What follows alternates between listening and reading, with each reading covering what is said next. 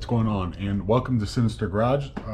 Today I'm going to be doing about 3-month 3,000 mile review on my 2024 Mustang GT. So I'm going to take you guys on a POV drive, kind of go over some things there, but let's get started with the exterior real quick and go over some of the things that I love, some of the things that I'm not a big fan of, and you know, you can change some of these things. So on the outside, first things first, I have changed a couple things as you guys can kind of see, but from factory, this car is very nice on the exterior. This is a base model GT, so it doesn't have like the performance pack or anything like that. So first option, obviously black. I think black is phenomenal on this car. I would definitely give this car in black again. If I had to give any other color, it would probably be white, but I'm not really looking for, you know, a super flashy car. I just want the car that I like specifically. The next thing that I like would have to be the front end right here. I really like the front end of these new ones. The S650s, I like them a lot better than the S550s by a long shot. Headlights are great, and everything about this front fascia of the car is great. I know it's a little dark, you guys can't really see it because of the black. This car looks great from all angles, in my opinion. The rear end, wasn't a big fan of it at first because of the taillights, honestly, but now that I've had the car for about 3 months, it's really grown on me. Once the Euro style taillights do come out, I will be getting them because, like I said, the red taillights are probably my least favorite thing about this car on the exterior.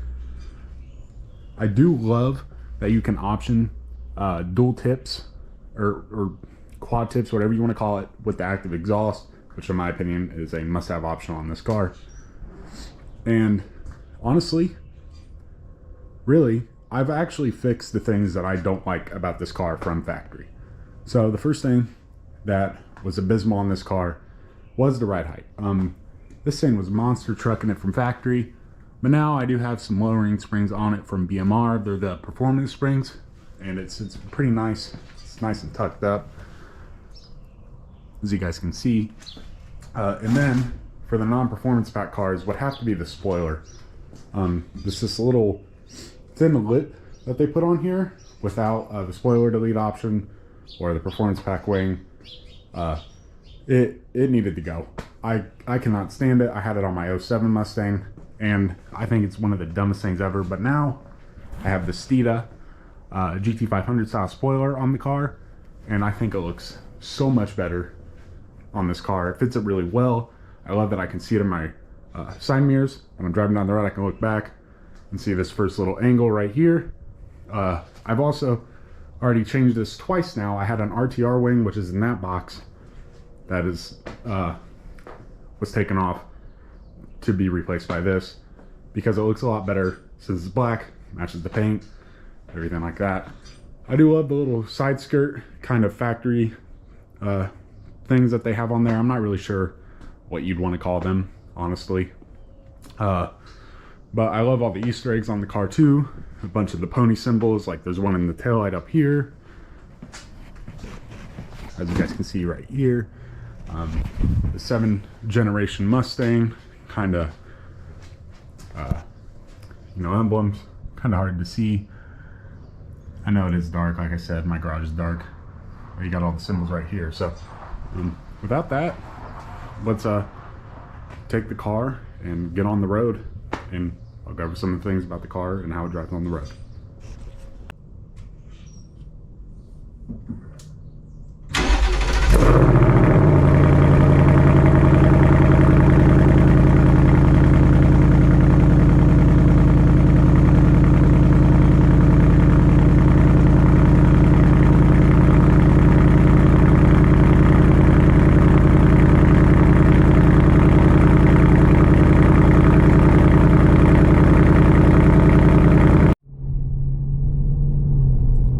Guys, now that we're out here on the road, really wanted to touch bases on how the car drives, how it feels when you're driving it, you know, all the aspects of really like having one of these cars. So first things first, obviously this car is a 10-speed with the 5.0, since it's a GT, not a dark horse, so it doesn't have the, you know, the 500 crank horsepower that car has, but with the active performance valve exhaust, it has a 486 crank through this 10-speed. And as far as the 10-speed goes in this car, it is a lot better than the 10-speed in the S550 generation cars. It doesn't clunk as much, it's not as jerky, it's very smooth. Sometimes you do have like situations where it doesn't feel like it knows what gear it wants to be in. After driving this car 3,000 miles, I've only had that happen like a handful of times, so it's not really a big issue in my opinion. As far as the car drives phenomenally. The steering does feel a little dead weight sometimes, but not too bad, as obviously I haven't really taken the car to a track. It's just, you know, a bunch of back road driving, really just kind of cruising, enjoying the car as it is, and until I put on the suspension, the lowering spring specifically, which did stiffen up the car, but not to the point where the car really still feels like it's factory. It just sits lower, feels a little bit more stable. And I had camber plates on as well, but I had to take them off due to an issue that I had with the BMR camber plates themselves. And I have something else to come that will hopefully make the car feel a little bit more stiff up in the front and kind of help, you know, that little bit of dead weight.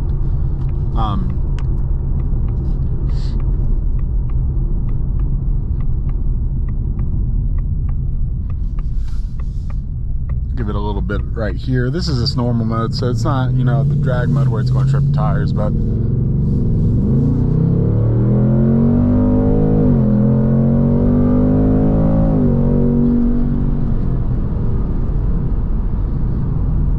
it's got a good bit in drag mode. It's not as violent. For a bumpy road like this that I'm on right now, I would not recommend doing that at all.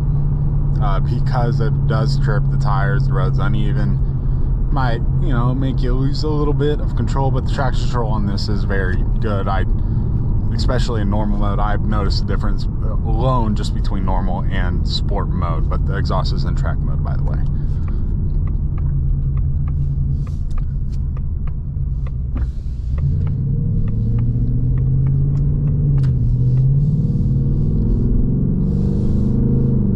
So, like I said a minute ago, the car did feel a little floaty at times. That was only really when you were really getting on it, like going 90 to 100 plus and still accelerating.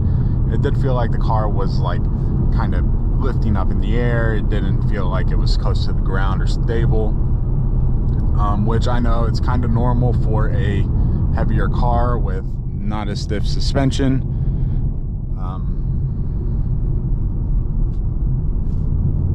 So really just wanted to cover that. There's not anything else other than that I've really like had a slight concern about with the driving aspects of this car.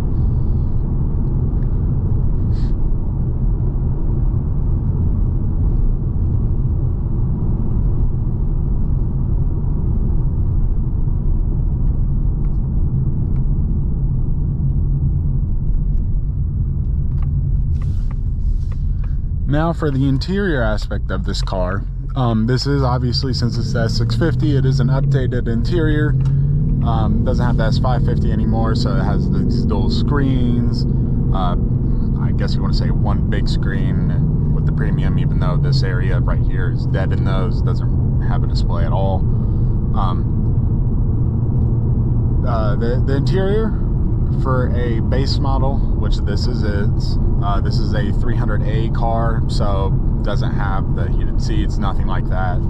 This is just the full cloth seats, base model sound system, things like that. So coming from driving a 2017 Civic every day, the sound system in this car is a lot better than that. I had an SI, so I had a factory sub, and honestly, that sound system was one of the worst sound systems I've ever had in a car personally. This sound system does have pretty good bass, even for, I think it's a 6-speaker system in the car, it does sound pretty good. The seats themselves are incredibly comfortable. That is one of the reasons I really chose the 300 package instead of going with a GT Premium with the leather seats, because I'm not a fan of leather seats. I think they get too hot. I think they get too cold, even with heated and cooling. I prefer my cloth seats because they're more cushy, a little bit more space, or not space I should say, but a little bit more like comfortable for somebody that may have back problems and things like that, like I do sometimes. So for the cloth seats, I highly recommend them. I can speak for the Recaros though, that you can get optioned in the premiums, as I test drove one. The Recaros in those, rock hard, not comfortable at all. Highly recommend just the base model seats. And if you want to get something else, I would say the 301A package for the GT base. I don't know much about the premiums, like I said. Now for the screens, honestly, I love them. That's one of the main reasons that I chose an S650 over an S550 when I was looking for a car, because of the screens. I like the modern features because I know I'm going to drive this thing a lot. I like to have my Apple CarPlay, I like to have my maps up. Even if I know where I'm going, it's nice to have the maps up, especially for highway driving, things like that. As well as this, I like the ways that you can change the modes and how it'll change the odometer or the speedometer, whatever you want to call it, the display. I like that you can change through them. I like the normal mode display the best out of them. I like the Fox body one, but I don't like the fact that I don't have like a digital gauge to kind of tell me what speed I'm exactly going.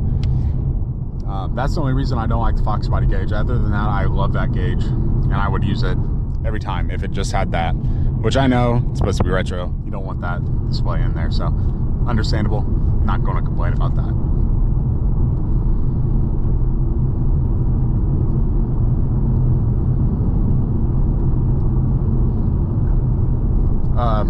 Now there have been a couple issues that I have had with not this screen, but this screen, and they're not big issues. It's just like little annoyance things. So the main thing is wireless Apple CarPlay in this car is abysmal.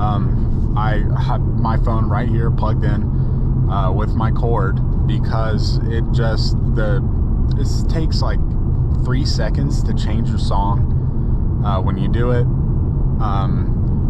The screen takes forever to start up, at least when you go to the My Mustang options. When you first like turn the car on, it takes a minute to get there. I understand it, you know, it's got to take a minute to warm up, but like it takes a full like 45 seconds. So if you want to get a cold start with track option like I did at the beginning of this video, and you want to do it quickly, you got to put it to your favorite button right there, which I did the first day I owned the car, because I wanted to activate exhaust for the look, and driving a single exit exhaust car, or the base exhaust, whatever you want to call it, you could really tell that the exhaust sounded choked up, and I didn't want to go through the headache of having to cut a diffuser or anything like that when I got an exhaust. I really wanted to keep the valve options from factory. So it takes forever to start up. Apple CarPlay is terrible in this car for wireless usage. But other than that, you know, with it connected to the cord, it's super responsive. It works perfectly, and really, it's actually pretty good. I like how you can make a full screen, or you have the option right there. Like I have fuel economy up right there, as you guys can kind of see. Even though, you know, that doesn't matter, but for this being a V8, this thing gets really good gas mileage. Cruising on the highway, I've touched like 30. Just cruising, going like 75, 76, you know, around there, just cruising down the highway. So it will get pretty good gas mileage as well. So basically, as far as the entertainment steering goes, it is a pretty good screen. So like I said, sound system's great. Everything works perfectly on it except for that wireless Apple CarPlay. As far as like the little things on the interior that I'm not a big fan of, would have to be the area down here. where the phone goes. If you have like I have a iPhone 14 Pro Max. If you have the charger plugged into it, the phone doesn't sit there like correctly. I know, you know, the car wasn't intended to be run with wired Apple CarPlay. It was intended to be ran with wireless Apple CarPlay. So the phone does fit there perfectly in that aspect. There is a small interior gap right here between my automatic shifter and my center console. What is this old man doing? There is a small gap there in between it, which probably I came from factory. There is a small gap in between the shifter panel right here and that center console area, which I could fix if I took it apart and re-put it back together, but honestly that's a quality control issue from factory. This was I want to say a September build date car, so it, you know, it might have some of those quality control issues. This guy is driving in the middle of the road. What is he doing? He's gonna kill somebody. Another thing that I dislike is there's no cushioning right here on this part of the car. I like to put my arm up here to rest it when I drive, and after like not even a minute it starts like hitting that like a certain part and it makes it really sore. So it's not the most comfortable position for me to drive in like I normally do, but I can put it down here on the bottom part where the handle is and do that. Another thing I'm not a big fan of is the door seal thing, how it just goes straight through. I don't know why that's a thing. I actually use that pocket not for a door handle, but I like to put my wallet in there sometimes, or some other items if I can, like maybe, you know, trash, and then I can easily take this piece out. I just bought this off Amazon. You just put it right in here and you can use it as like a little trash container for like straw, paper, or things like that.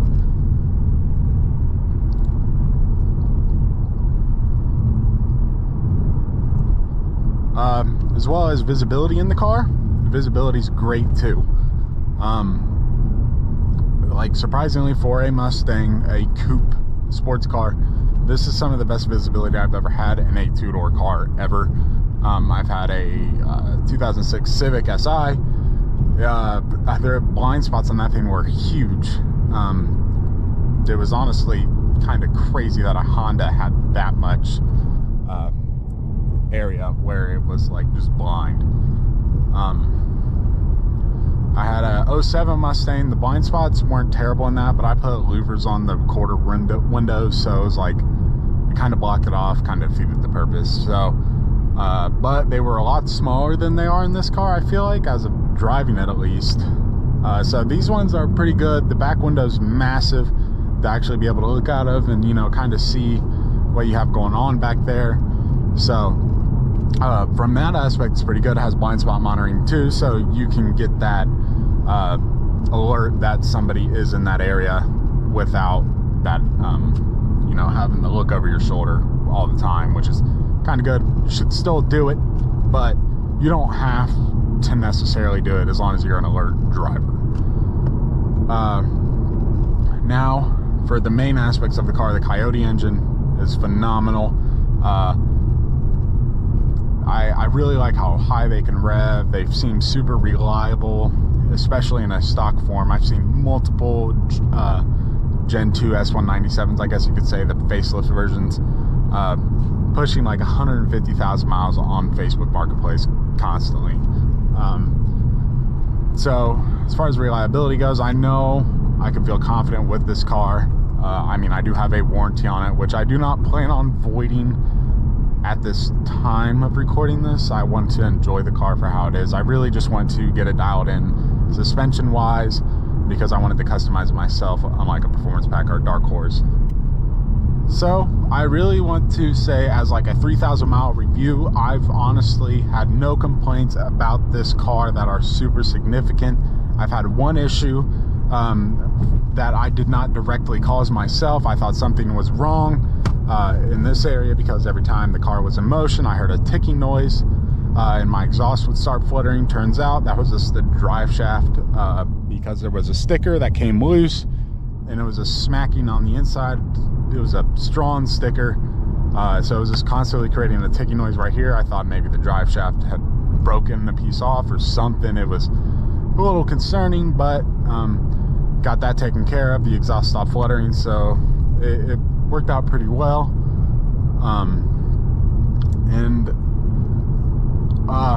Question is, would I buy it again, and would I recommend other people buying this car? Yes, I would personally buy this car again. I've grown to love this thing so much, even within 3,000 miles. It is my favorite car I've ever had. The Civic, my 2017 SI, was really close for that #1 spot, just because I've had the car for so long. But after, you know, having this and feeling the V8 and the how smooth the car is, even when it's lowered like my Civic, took the modification well, and the car just drives so much better than I was anticipating it would. Feels a lot better than the S550s. I have driven a couple of those, and I prefer this car over those. Would I recommend it to other people? Yes, as long as you drive it first. I would say you drive this car first. Go out, test drive it with the automatic or the manual. I heard good things about the manuals in these S650s, unlike the S550 MT82s. I heard they're a lot better in these, so I would recommend, you know, going out and driving it, getting your own opinion on it, and seeing which one you would prefer, an S550 or an S650. If you're in the market for a Mustang, those two, it's like, at least for modernization, those two are the ones that you really want to look at. You don't want to look at like an older S197, because they don't really have the creature comforts that these have. So definitely recommend driving them, seeing how you like it. But I would recommend this car. Without a doubt in my mind, I feel like this is going to go down as one of the best Mustang generations that is around, because first year we already have a dark horse, which is doing phenomenal on the track and things like that.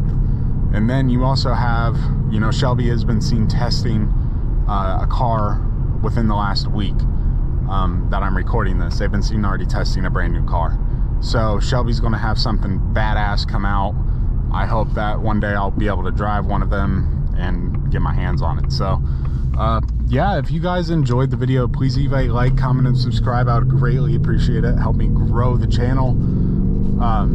You know, I'm going to do more things to this car. We're going to do more POV drives. I'm going to take you guys on drives, answer questions, things like that. I'm going to get another review of my Civic when I have time to get to it. It's a pretty busy time for me right now, so I'm really hoping that I can get out there, provide more content for this page, because I really want to grow this page into something big. I love cars, so this is really what I want to do with them. I want to, you know, share the experience with people. So I hope you guys enjoyed the video, and I'll catch you guys in the next one. Thank you.